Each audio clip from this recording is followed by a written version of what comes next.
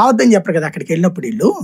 అవును అవును అట్లా తిరుగుతూ ఉంటుంటే ఆంధ్రావాడు వచ్చాడంటారా, ఏదో చెప్పాడంటారా, లోకేష్ వచ్చాడంటారా, ఏదో చెప్పాడంటారా, ఏదో ఇస్తానన్నాడంటారా. కాకపోతే దాన్ని ఇక్కడ మన వాళ్ళైతే మాత్రమే చేస్తామనేది కాకుండా ఎవడొచ్చినా అలౌ చేస్తే గనక నేనైతే 3 పాయింట్లు చెప్తానండి. ఆంధ్ర మొట్టమొదటి నుంచి చెప్తున్నా, ఇప్పుడు చెప్తున్నా, వీళ్ళందరూ ఇప్పటికైనా సరే వ్యక్తిగత దూషణ ద్వేషాలని పక్కన పెట్టి ఆలోచించాల్సింది రాష్ట్రం బాగుపడాలంటే చంద్రబాబు గారు లాంటి పెద్ద ఆయన కాస్త ఇంటి పెద్దలాగా మాట్లాడతాడు కదా ఆయన. ఇది ఎక్కువ మంది పిల్లల్ని కానండి, ఇంట్లో ఒక పిల్లోడిని వ్యవసాయాన్ని పంపించినట్టు మాట్లాడతాడు కదా.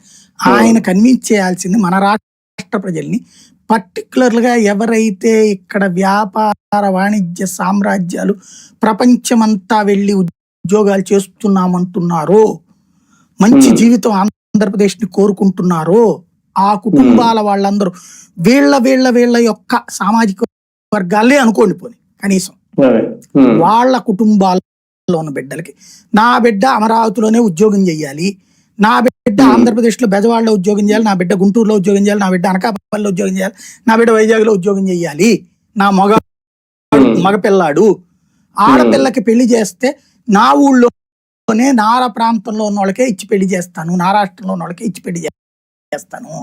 ఈవెన్ ఆడపిల్లలు కూడా హైదరాబాదోడు, చెన్నైడు, బెంగళూరోడు కాదు, బెజవాడోడు కావాలి, నాకు అమరావతోడు కావాలి, గుంటూరోడు కావాలా, అనకాపల్లిలోడు కావాలా, ఒంగోలోడు కావాలా అని అనుకున్నప్పుడు మాత్రమే డెవలప్మెంట్ జరుగుతుంది.